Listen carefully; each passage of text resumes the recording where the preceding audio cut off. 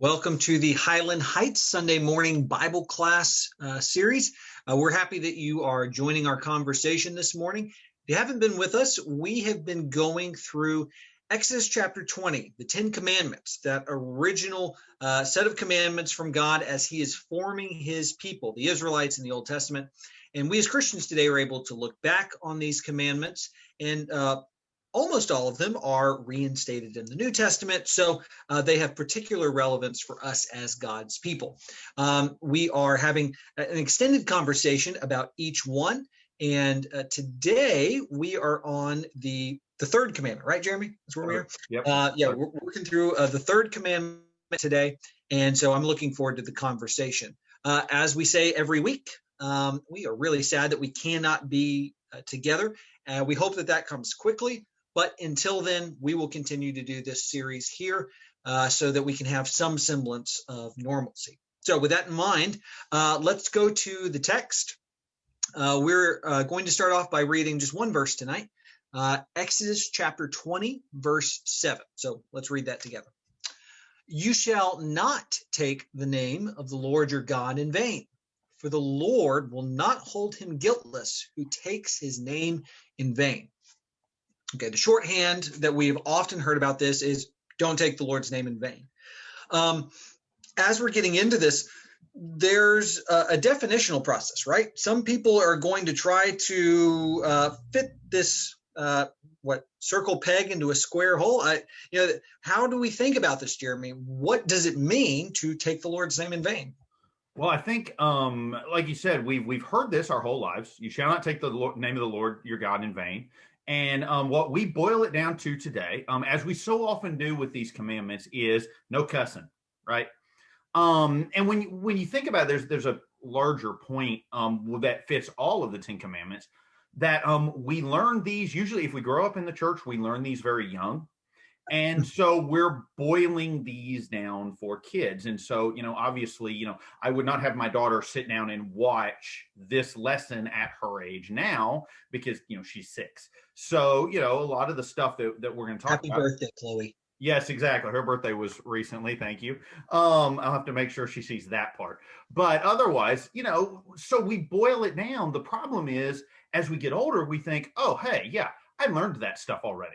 And we don't go back and dig down deeper into these commandments. And so we miss some of the background stuff that's going on. And yes, no cussing, that's part of this commandment. But that grows out of what this commandment is really talking about. Elsewhere in the New Testament, it says, let no unwholesome talk proceed from your mouth. That is going to kind of build on some of the concepts in this. James chapter 3, where he talks about the tongue, that is going to build on some of these comments as well. What's going on here, though, has to do with God and who he is. Just like all of the 10 Commandments in the entire law, but particularly the first 4 commandments build out of who is God. And it's interesting. We've mentioned before, when you see in an English translation, when you see that capital Lord, that means Yahweh. So what he's saying is, you shall not take the name of Yahweh, your God, in vain. And it's important to remember that back then they would use the names of the gods in these incantations. I've mentioned before that in Egyptian mythology, if you knew a god's true name, or you knew someone's true name, a god or a human or anybody, you could force them to do things for you. And what God is saying is, don't try that with me. Okay, don't use my name in your magical incantations. Don't use my name when you swear an oath if you don't mean it. Okay, Jesus will bring that up in Matthew 5 in the Sermon on the Mount. Don't misuse the name of the Lord your God. Treat it like what it is, the identity of God. Who is God? And when God gives this name, I think we're so used to saying, oh, well, it's Yahweh, or I am, that we miss some of what's going on in that name. God is saying, I am. Well, if you ask any English major or English teacher, I am is not a complete sentence unless you're talking about God. See, I am, God is present. He is ever present. He is unchanging. He is eternal. There's so much about who God is wrapped up in that name. And so what he's saying here, what's underlying all of this is, remember who God is. Remember who's who. There is one God and you're not him. Don't try to control God. Don't try to, like we talked about last week, force God into your box. Keep that which is sacred, sacred. Don't profane the Lord your God. Don't try to bring God down. Leave God up where God is. Mm-hmm. I think it's really powerful, Jeremy, to speak of the holiness of God and how that changes our perspective on the way that we talk, on the way that we use his name. Just to make the silliest point first, I don't use your name in vain, Jeremy. Whenever I'm wanting to use the name of Jeremy Anguish, it is with purpose. It is to speak to you directly, and it is not a flippant word that is a part of my vocabulary. Be kind of weird. Appreciate that. Really, no. Yeah.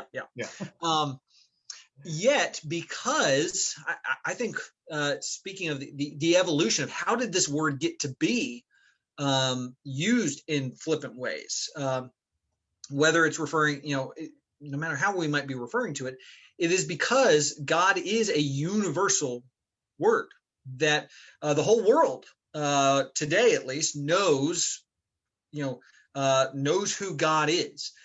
And so because of that, there is this connection of that is the universal name. Not everyone knows, sadly, not everyone knows who Jeremy Anguish is, but everyone knows who God is. And for that reason, it has developed into a profanity, a profane word.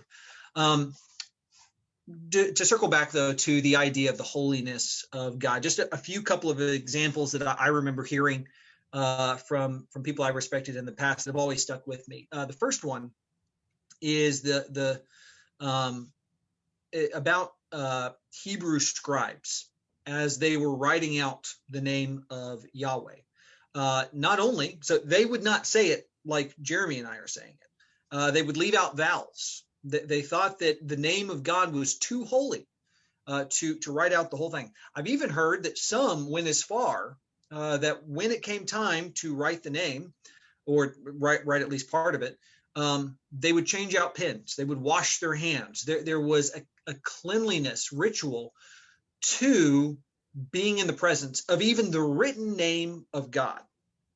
How could we possibly, live up to that idea of what it means for the name of God to be holy? Another version of this that I've heard that is more connecting the name of God to us as humans. A Hebrew scholar noted that the consonants that make up the name, so I guess what would it be, Jeremy? Like YHWH? Mm-hmm. Yeah, YHWH. Yeah. So if you saying that in Hebrew, and I pardon my Hebrew, it's not that good, but it would be Yod He Vahe. And the scholar recognized that that's essentially the pattern of breathing. It's kind of this breathing in and breathing out. And so the very way that we live is through saying God's name. Just that pattern of breathing in, Yod He Vahe, kind of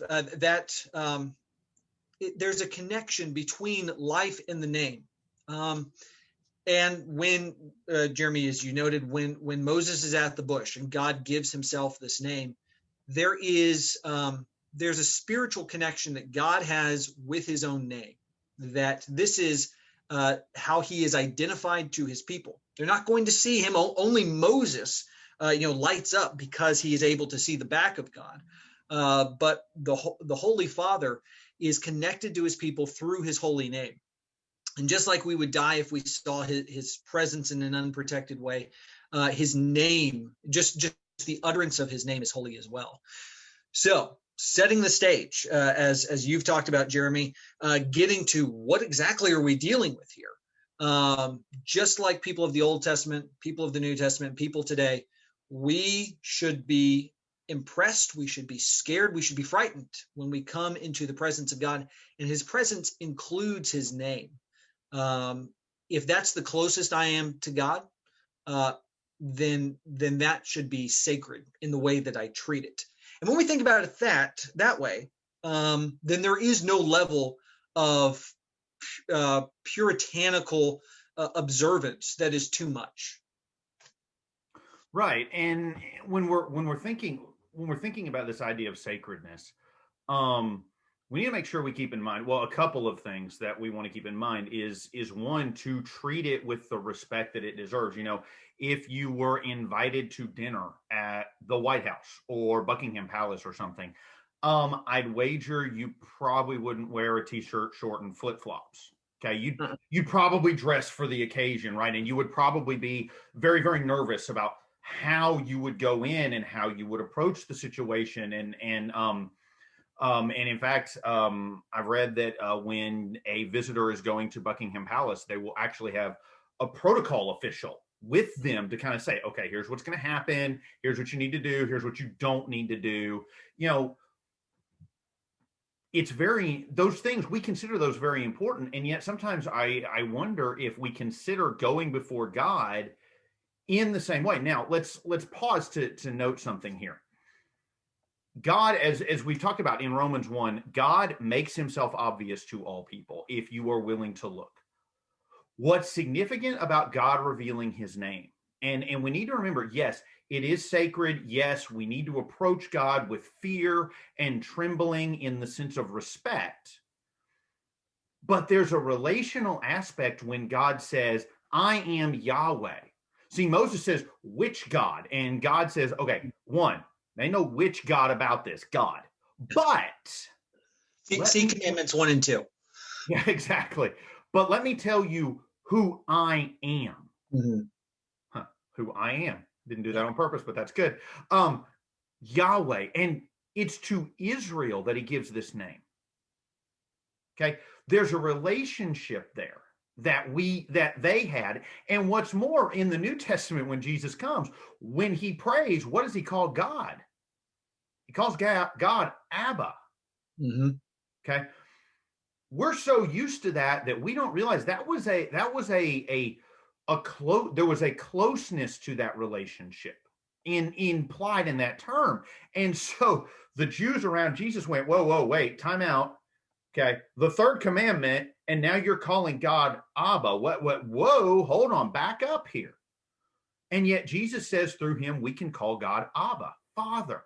Okay. So there's a relationship there that we have, but it's a relationship where because of that relationship, we truly understand who God is. And so we truly understand what it means to approach the throne of God, to go before him and to take it seriously. Sometimes I think we don't take the times that we approach God as seriously. And again, by that, I'm not talking about doing it in a very ritualistic, formalistic, almost a solemn funereal manner. Okay. Well, I'll give an example. When another school I taught at, on Mondays, we had a weird break in the schedule, and they did this on purpose. And all the kids would gather in the hall, and they would do what was called hall singing. And somehow I wound up in charge of that. I have no idea how. Just the first day of school, Mr. Anguish is going to do that. Okay, cool. What? Awesome. So I had the senior boys leading it, and one of the boys led the song Pharaoh, Pharaoh one day. Yeah.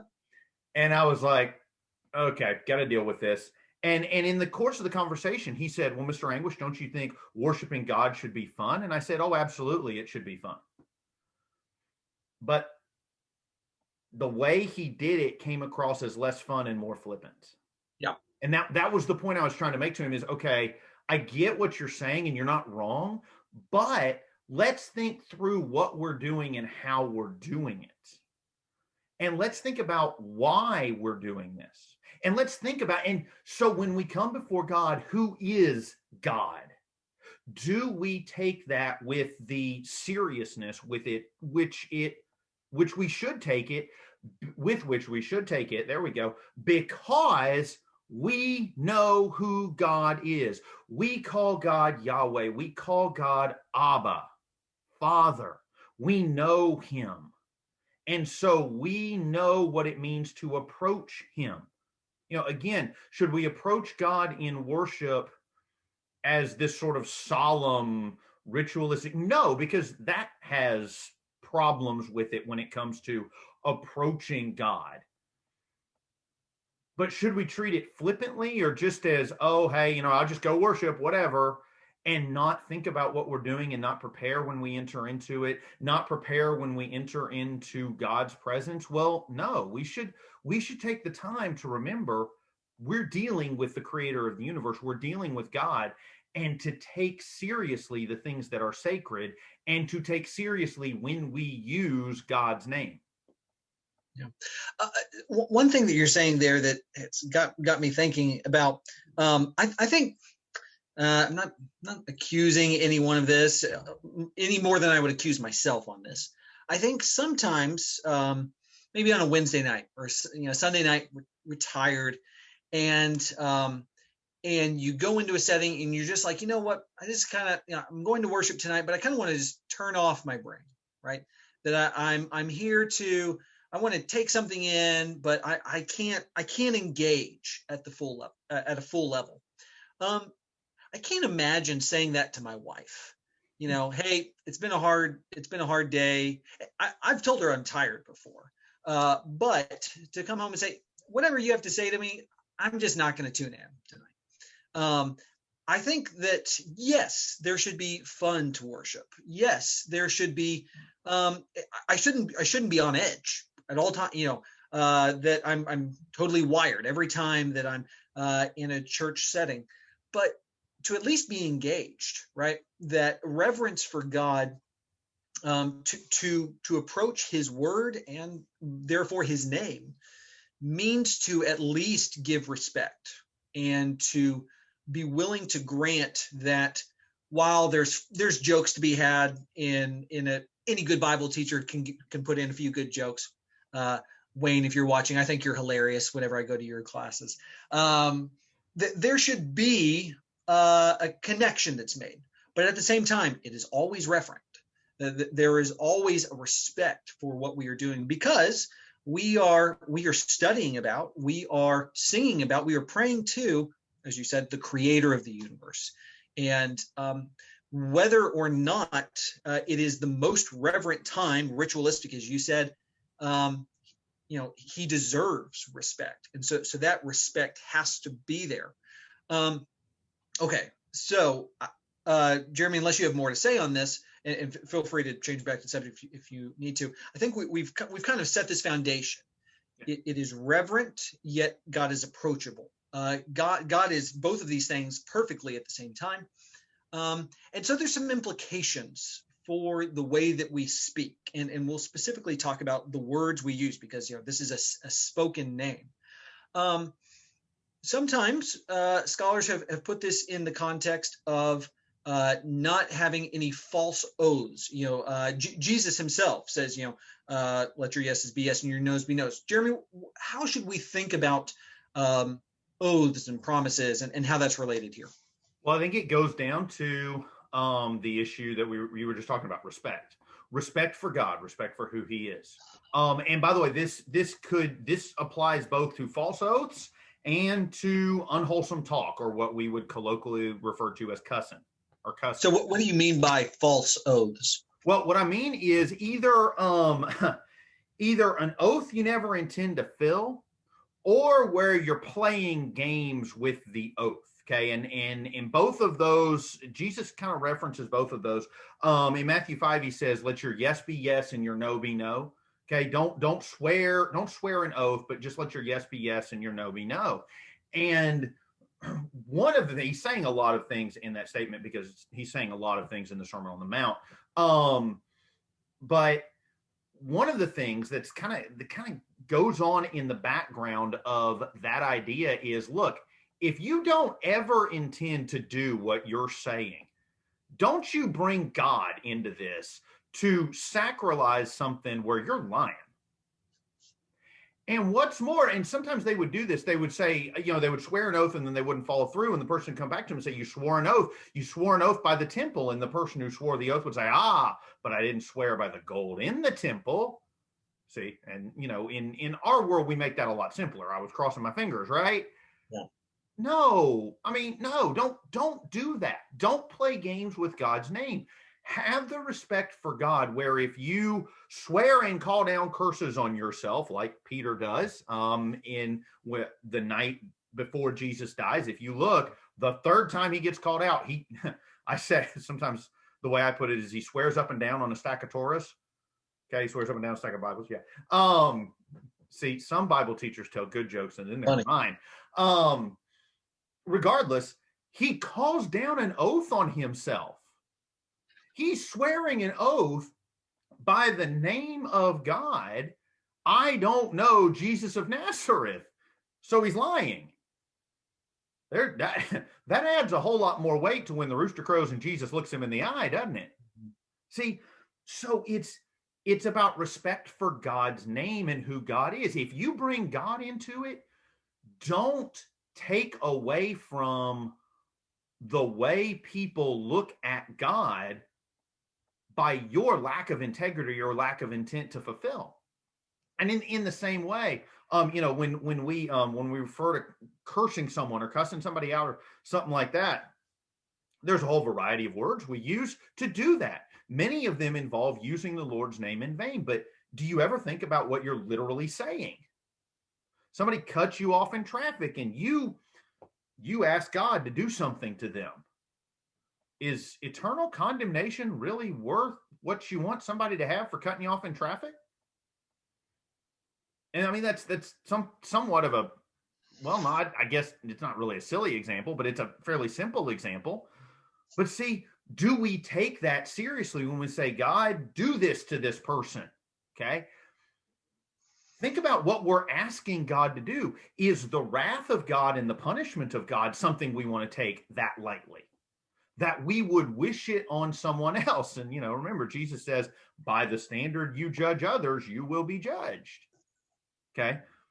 So in both cases, we have this idea of respect for who God is, respect for what God does, respect for the character, the person of God, the holiness of God. All of those are packed into these twin ideas of swearing a false oath, using God's name falsely, or using God's name to ask him to do something that we really don't want him to do. We wouldn't want him to do it in reality.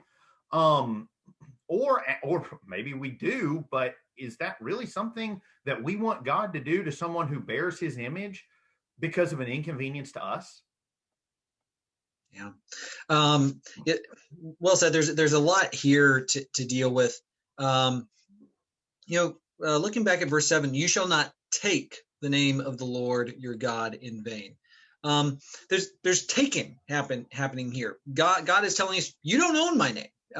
When you swear this oath, you don't have the power to promise anything that belongs to me. And because God created the entire earth, the world, the heavens, everything, there is nothing that we can swear by, that there's no power to our oaths other than, as Jesus said, let your yeses be yes and your noes be no. You are responsible for yourself.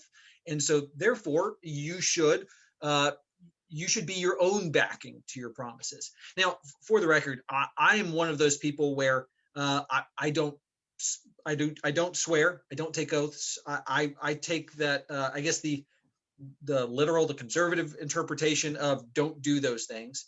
I've even thought, if I ever had to get sworn into office for some, minor, mayor position, I don't know, whatever the smallest one is, I would say, I'm sorry, I can't do this. I guess I couldn't even be sworn into a jury or whatever. Anyway, I don't do those things, right? And it's, I understand when someone says that, well, it's not quite the same there. I think that when God is saying to respect his name, to respect what is his, and Moses and Jesus, well, I guess God's speaking to Moses. I shouldn't say that Moses said it, but God through Moses says these things. Jesus backs them up. I think that it requires a level of seriousness. It's not so much about the swearing and the oath taking. It's about how we view ourselves as representatives of God. Do I actually think about what I say? Am I willing to am I willing to be a truthful person? And we're going to get to truthfulness later on in other commandments. So as representatives of God, this should flow out of God, fills us, and all that emanates from us should be truthfulness. On cursing, I once had a sixth grade history teacher that said the only reason people curse is because they don't have a big enough vocabulary to say what they really think. I think that there's some people who it's horrible that they do it, but they're quite creative in their cursing. I will second And that. yeah, you're like, whoa, didn't know you could say things like that. And I understand, that your vocabulary is not big enough, that sort of thing. I would say that there's a lack of holiness in speech like that. There is a lack of reverence, not only for the name of God. Let's leave that aside for a second, but just the way that we treat each other. Jeremy, you said this well, that when these words come out of our mouth, it is hatred from me to someone else. There's no better word for it. It is disrespect. Nothing is going on other than my disrespect for God's creation. Now, even if they cut me off, they're still created by God. When we get into the very, sometimes, at least in my head, I have a ranking of bad words. Oh, like that's at the top of bad words, and other middle ones. And anyway, we don't have to focus too much on that. Sometimes though, I have to correct myself. And when I read this, I get to thinking, I think using the name of God is the worst, right? And I think in society, that's actually kind of down towards the bottom. It's like the most basic of curse words, if we were even going to call it that. And that's why I think within the church, we should never be guilty of this. We should have a high standard for ourselves, for our children, for our friends, just for our community as a whole, that we take this seriously. Now, for me, I'm a no euphemisms person, and to the extent that I do use some that I'm unaware of, I hope that people will tell me. But I think that there is a level of seriousness to either following wholeheartedly, or to say, maybe this doesn't mean as much as we think that it should, what other people are saying. So the very words that we use are our way of representing ourselves. God has represented himself through a name, through words. And so we are to do the same. And so all of our speech, whether it's God's name or anything else, should be worthy of being called his followers. Soapbox over. No, I think you're exactly right. And I was actually just thinking, not all of my employment has been in Christian schools. And and have worked in some places where, well, you were saying that people get really creative, and I have heard some very creative combinations of participles over the course of my life. And one of the things I noticed is how quickly it coarsens our thoughts. How quickly our thoughts are cheapened by some of these things, and the coarsening of thoughts leads to a coarsening of character. And what's more, when it coarsens our thoughts and it coarsens our character, we, to an extent, we end up desacralizing something that we don't have a right to desacralize. We make something less sacred. You mentioned earlier that we tend to have our hierarchy of words. And the words that we put at the top, the 7 words that the FCC says you can't say, those actually aren't, those are unwholesome talk, but those don't necessarily include the Lord's name all the time. And so isn't it interesting that the really bad words aren't the ones that use the name of the Lord our God in vain? The ones that use the name of God in vain are further down the list, and the world doesn't consider them that big a deal. Gee, I wonder why that is. Is it because we've desacralized it? And is it because, our world has kind of profaned these things, and we've allowed it to happen? In James 3, James says, can you get fresh water from a salty spring? What does it do to our thoughts? What does it do to the way we think about other people, the way we talk to other people, the way we talk about other people, the way we think about God? What does it do to our witness? If we don't take God seriously, what reason does a non-believer have to take God seriously? See, so this is more than just a quick, flippant use of a word. Oh, I shouldn't have done that. There are consequences to these things. Okay. My dad says people act the way they do because they think the way they do. We start thinking like this, it's going to leach into our actions. And that's going to have consequences. Mm-hmm. Jeremy, we are running up against 30 minutes. We got a couple left here. As we're having this conversation, what are some closing thoughts? Where do we go with this? How does this change the way we live? What's the practical takeaway? Well, practical, just building off what we just said. We wear the name of Christ. Acts says that they were first called Christians in Antioch. And you think about what that means. It means they reflected Jesus the Christ. Mm-hmm. We reflect the sacred. We're called to reflect God. We're called to reflect his priorities. Those things should be taken seriously in our lives. So how do we reflect them? Do we take God seriously? Do we take God on his terms? Okay. How does it reflect out that? How do we reflect? Not just in the way we talk, but in the way we think about God. How does that reflect our calling? Because if we truly take God seriously, it will show in every aspect of our life. Yeah. I really like the way you put that. You know, we take God on his terms, right? This is not my area to make up rules. Now, obviously, we might disagree on what God says, but we can at least all agree as Christians that he is the standard, that he's where we are to go. One final comment that I would give, and this might seem off topic, but I think that this is important.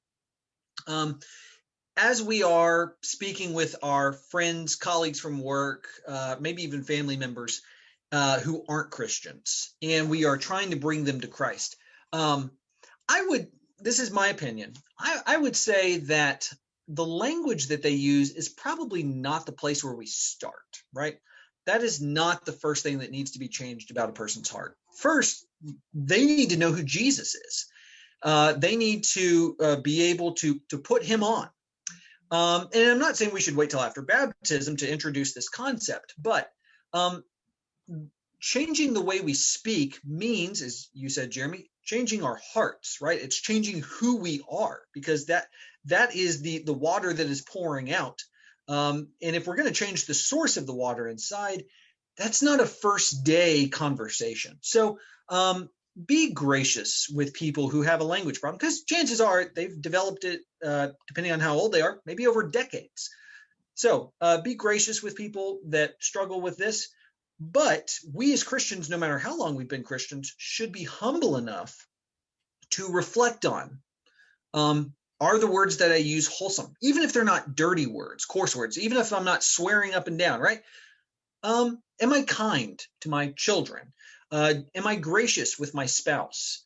Am I doing the things with my speech that reflect Jesus in my life, not only to other Christians, but to non-Christians as well? So there is a lot in one little verse here, and I think we're going to find as we go throughout this list, there's a lot for us to talk about. We appreciate you joining us for our conversation. We're looking forward to having these conversations in person, but until then, we'll see you here next week, and we'll continue our conversations about the 10 Commandments. See you next week.